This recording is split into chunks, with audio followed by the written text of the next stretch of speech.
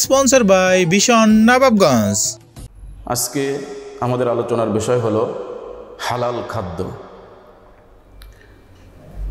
হালাল খাবারের ব্যাপারে আল্লাহ রাব্বুল আলামিন কোরআনের ভিতরে অসংখ্য জায়গায় আল্লাহ তাআলা গুরুত্ব আরোপ করেছেন। আল্লাহ রাব্বুল আলামিন কোরআনের বিভিন্ন জায়গাতে বলেছেন, কুলু মিন তাইয়্যিবাতি মা রাযাকনাকুম ওয়া'মালু সালিহা, যে তোমরা হালাল খাবার খাও, পবিত্র খাবার খাও এবং নেক আমল করো। তো হালাল খাবার খাওয়ার পাশাপাশি আল্লাহ তাআলা নেক আমলের নির্দেশ করেছেন। হাদিস শরীফের মধ্যে রাসূলুল্লাহ সাল্লাল্লাহু আলাইহি ওয়াসাল্লাম ইরশাদ করেছেন, হযরত আব্দুল্লাহ ইবনে মাসউদ রাদিয়াল্লাহু তাআলা আনহু থেকে হাদিস বর্ণিত, নবী করিম সাল্লাল্লাহু আলাইহি ওয়াসাল্লাম ইরশাদ করেছেন, তলাবু কাসবিল হালালি ফরিদাতুন বা'দাল ফরিযা, অর্থাৎ হালাল রুজি অন্বেষণ করা, হালাল খাবার অন্বেষণ করা, এটা ইসলামের অন্য ফরজের মতো এটা একটা ফরজ বিধান, যে হালাল উপার্জন করা, হালাল খাদ্য সংগ্রহ করা, এটা ইসলামের অন্য ফরজের ন্যায় এটাও একটা ফরজ।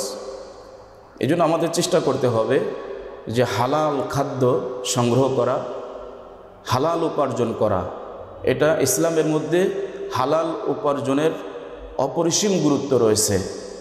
কারণ মানুষ যখন হালাল খাবার খায়, তো হালাল খাবার দ্বারা যে রক্ত মাংস তৈরি হয় তার মধ্যে ইবাদতের আগ্রহ পয়দা হয়। আর মানুষ যখন হারাম অপবিত্র খাদ্য খায়, তো এই হারাম এবং অপবিত্র খাওয়ার দ্বারা তার শরীরের মধ্যে যে রক্ত মাংস তৈরি হয়, এটার মধ্যে ইবাদতের আগ্রহ পয়দা হয় না, এটার মধ্যে গুনাহের খায়েশ পয়দা হয়। এই জন্য আল্লাহ রাব্বুল আলামিন জায়গায় জায়গায় আল্লাহ তাআলা নির্দেশ করেছেন যে তোমরা হালাল খাবার খাও, হে ঈমানদারগণ হালাল খাবার খাও। আল্লাহ রাব্বুল আলামিন নবী রাসূলদেরকেও নির্দেশ করেছেন হালাল খাবার খাওয়ার, এবং মুমিনদেরকেও নির্দেশ করেছেন হালাল খাবার খাওয়ার, এবং সারা দুনিয়ার সমস্ত মানুষদেরকে আল্লাহ তাআলা হালাল খাবার খাওয়ার প্রতি গুরুত্ব আরোপ করেছেন। হযরতে আবু হুরায়রা রাদিয়াল্লাহু তাআলা আনহু থেকে হাদিস বর্ণিত, নবী করিম সাল্লাল্লাহু আলাইহি ওয়াসাল্লাম ইরশাদ করেছেন, ইয়া আইয়ুহান নাস ইন্নাল্লাহা তাইয়্যিবুন, হে মানব সকল, নিশ্চয়ই আল্লাহ তাআলা পবিত্র, লা ইয়াকবালু ইল্লা তাইয়্যিবা, আর আল্লাহ তাআলা পবিত্র বস্তু ছাড়া অন্য কোনো কিছু গ্রহণ করেন না। তো আল্লাহ তাআলা পবিত্র, আর আল্লাহ তাআলা পবিত্র ছাড়া অন্য কোনো বস্তু গ্রহণ করেন না। তো আল্লাহ রাব্বুল আলামিন রাসূলুল্লাহ সাল্লাল্লাহু আলাইহি ওয়াসাল্লাম এরপরে নির্দেশ করছেন যে ওয়া ইন্নাল্লাহা আমারাল মুমিনিন, আল্লাহ রাব্বুল আলামিন মুমিনদেরকে নির্দেশ করেছেন হালাল এবং পবিত্র খাবার আহার করার, ভক্ষণ করার, যেমন নির্দেশ করেছেন বিমা আমারা বিহিল মুরসালিন, যেমন আল্লাহ তাআলা নির্দেশ করেছেন নবী রাসূলগণদেরকে হালাল এবং পবিত্র খাদ্য খাওয়ার জন্য, অনুরূপভাবে আল্লাহ তাআলা মুমিনদেরকেও নির্দেশ করেছেন। তাহলে আমরা জানতে পারলাম যে আল্লাহ তাআলা মুমিনদের, নবী রাসূলগণদেরকে যেরকম হালাল এবং পবিত্র খাদ্য খাওয়ার জন্য গুরুত্ব আরোপ করেছেন, বলেছেন, অনুরূপভাবে আল্লাহ তাআলা মুমিনদেরকেও নির্দেশ করেছেন যে তোমরা হালাল এবং পবিত্র খাবার খাও। এ ব্যাপারে কোরআনুল কারীমের সূরা মুমিনুনের 51 নম্বর আয়াতে আল্লাহ রাব্বুল আলামিন রাসূলদেরকে নির্দেশ করছেন, ইয়া আইয়ুহার রাসূল কুলু মিন তাইয়্যিবাত ওয়া'মালু সালিহা, হে আমার নবী রাসূলগণ, তোমরা হালাল এবং পবিত্র খাদ্য খাও, ওয়া'মালু সালিহা, এবং নেক আমল করো।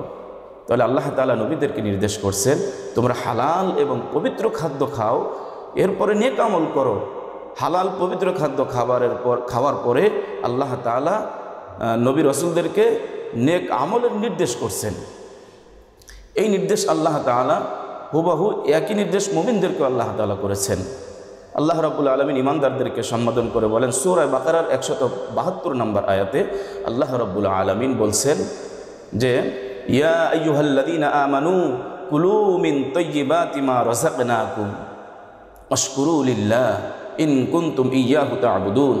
আল্লাহ রাব্বুল আলামিন বলেন, হে আমার ঈমানদারগণ, আমি তোমাদেরকে জীবন ধারণের জন্য তোমাদেরকে যে রিজিক দান করেছি তা থেকে তোমরা উত্তম এবং পবিত্র খাবার আহার করো, পবিত্র বস্তু পবিত্র খাবার খাও, ওয়াশকুরু লিল্লাহ, এবং আল্লাহ শুকর আদায় করো।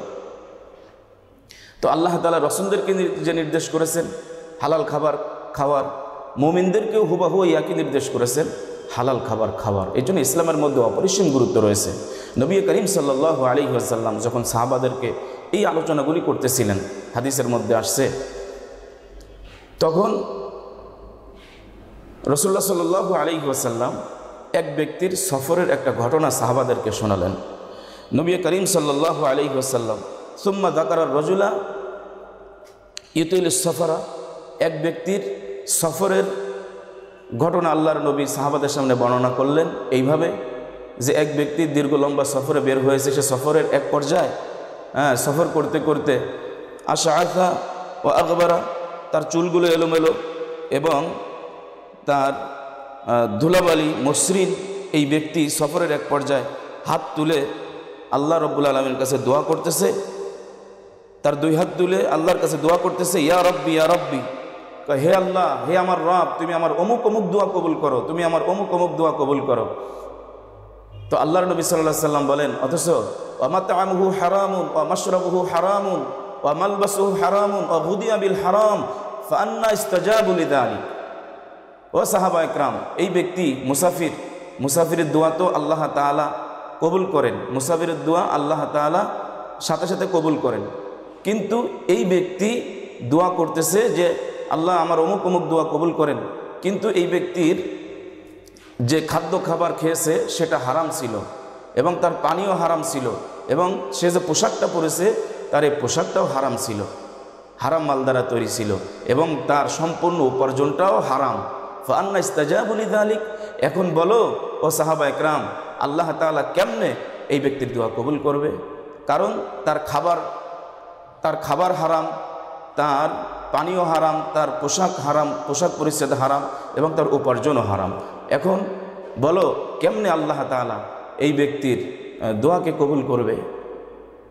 তো এই কথা বলে রাসূলুল্লাহ সাল্লাল্লাহু আলাইহি ওয়াসাল্লাম সূরা বাকারার আরেকটা আয়াতে কারিমা আল্লাহর নবী উল্লেখ করলেন।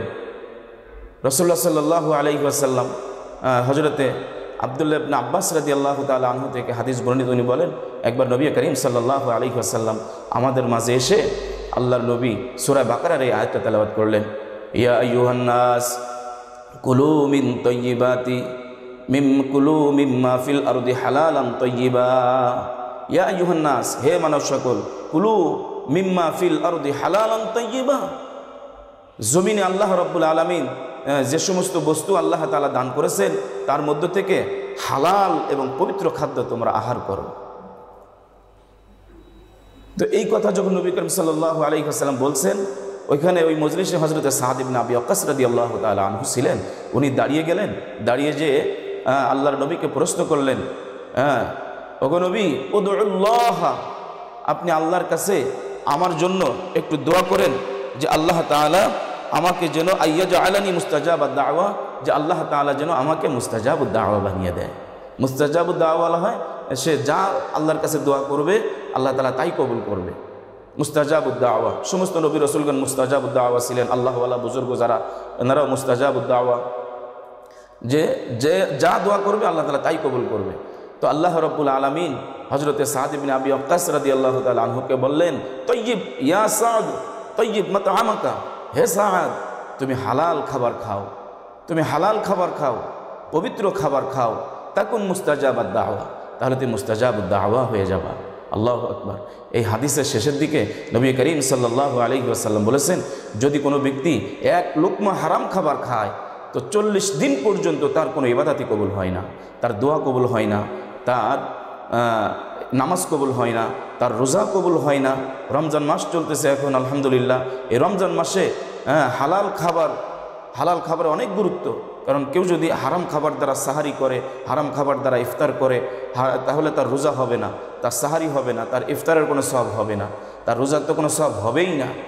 অতএব প্রতিটা ক্ষেত্রে আমাদেরকে খাবারের ব্যাপারে আমাদেরকে হালাল এবং পবিত্র খাবার তালাশ করে এগুলি সংগ্রহ করে আমাদেরকে খেতে হবে।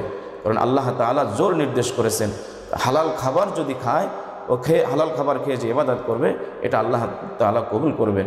আর হারাম খাবার খেয়ে যদি দোয়া করে তো দোয়াও কবুল হয় না। এজন্য দোয়া কবুলের পূর্ব শর্তই হইতেছে রিজকে হালাল, অর্থাৎ হালাল খাবার খাওয়া।